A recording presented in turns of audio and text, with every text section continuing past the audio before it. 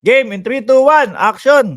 Totoo po ba na sinisikil talaga, no, at ginigipit itong mautog nila ng mayor ng Dumaguete? In 3, 2, 1, action, pasok! Ni Dumaguete City Mayor Felipe Remolyo na hinarang niya ang pagtitipo na dinaluhan ni dating Pangulong Rodrigo Duterte kamakalawa.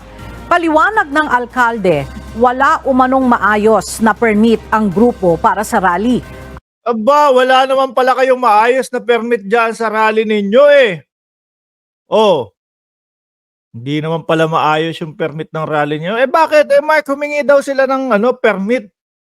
Kaya nga nasasabi nilang meron ng permit tapos biglang wala, kinancel daw po. Ano ba paliwanag doon, mga kababayan? Kasi alam nyo itong mga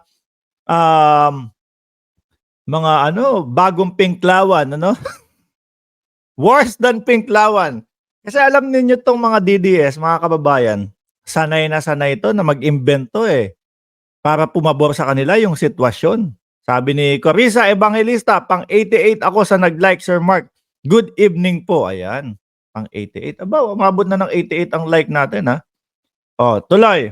Ayon kay Mayor Remolyo, may nag-apply ng permit noong 1 linggo para sa umunoy nakatakdang prayer rally noong May 7. Prayer rally pa din po, mga kababayan? Yung kanilang permit? Aba, hindi ang tigas ng mga mukha, Hanggang ngayon, prayer rally pa din po. Alam naman po natin, mahiya naman kayo.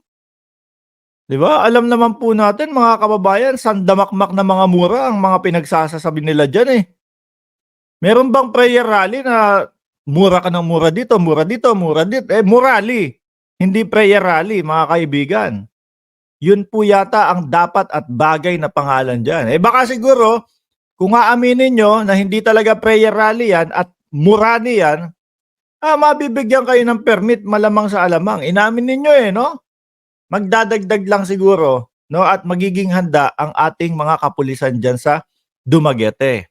Di ba? Ganun lang naman yun Kung ano yung inyong rally at titimbangin nila yan kung gaano kalala, kung gaano ka-worse, mga kababayan, saka sila maglalagay ng karampatang kapulisan. Pero yung sabihin mong prayer rally, yung puro mura, at halata ng bayan na pagpapabagsak sa gobyerno yan, mali. Di po ba? Ituloy pa natin, mga bossing. Ngunit ilang araw bago ang event, may bagong sulat silang natanggap na nanghihingi na ng karagdagang seguridad dahil dadalo si Duterte at iba. Bakit? Kala ko prayer rally.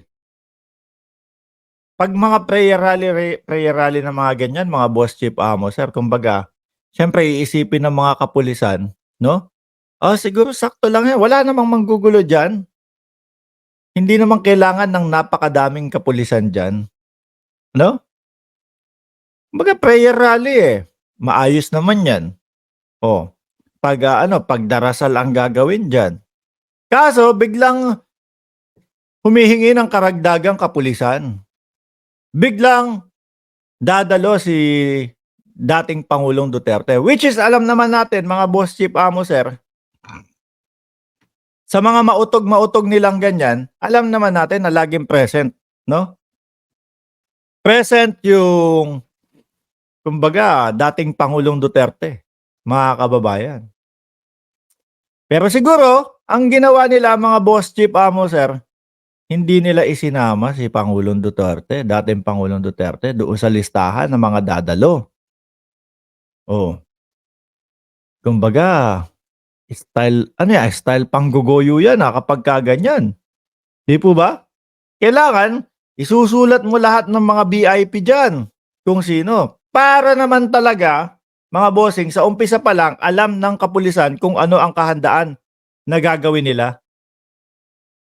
Pero pag hindi mo sinulat, bibigyan lang kayo ng pangilan-ngilan dyan. Ilan-ilan lang na mga lespo-lespo. Tapos sinabi nyo pa, prayer rally. Di po ba, mga boss? Ituloy natin ito. Sabi ni Ma'am Lynn Garcia, pang 109 like ako. Ayan. 237 viewers, nandyan po sa ilalim ang like button. Okay? Tuloy natin ito. Pampersonalidad.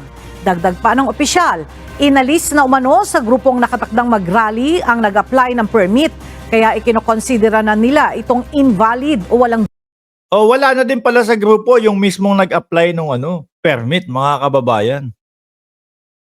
Tama nga naman. Ikaw yung nag-apply, ikaw dapat ang haharap sa tao, ikaw dapat yung mismong nandyan.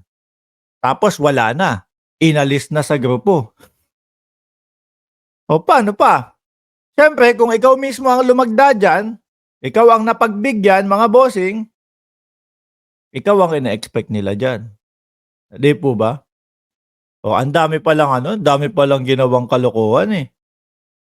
Di po ba, mga kababayan, para maging dahilan para hindi sila matuloy, mga bossing, at para hindi sila bigyan ng hindi sila pagbigyan Una, hindi nila sinulat si dating Pangulong Duterte o yung ibang mga VIP pa. VIP yan para sa mga sa DDS. Sila Glenn Chong, o yan. Naku po, kapag ka Maharlika pa ang pupunta dyan, ay Diyos ko, makikita nyo, mga kababayan, alam nyo yung mga parang yung doon sa mga ibang relihiyon, hindi po ako nambabastos ng ibang relihiyon, mga bossing pero may nakikita ko yung mga parang may tumataas ng kamay, gumaganon, di ba? Yung speaking of the tongue yata ang tawag doon kung di ako nagkakamali. Ang mga DDS kapag ka nakita si Maharlika at nasa harap nila, ay,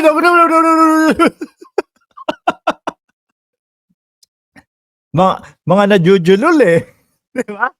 Mga najujulol. Basta kontra kay PBBM, nako, asahan nyo na po na yan.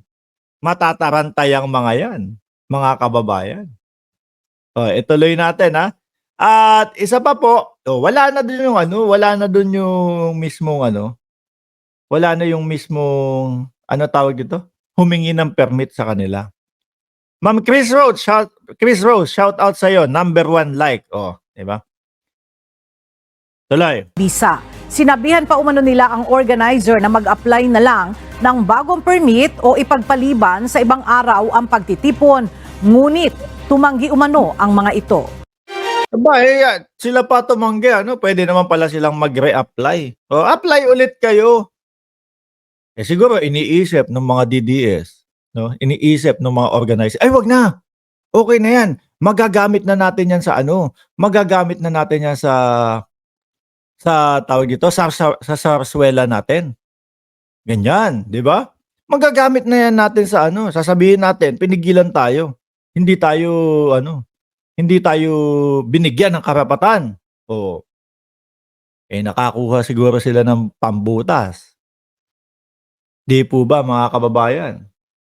Alam nyo naman po yung mga ganyang nangyayari ngayon dito sa ating bayan, mga bossing, yung mga pakunwari hindi binigyan ng permit, pakunwari kung ano-ano pa.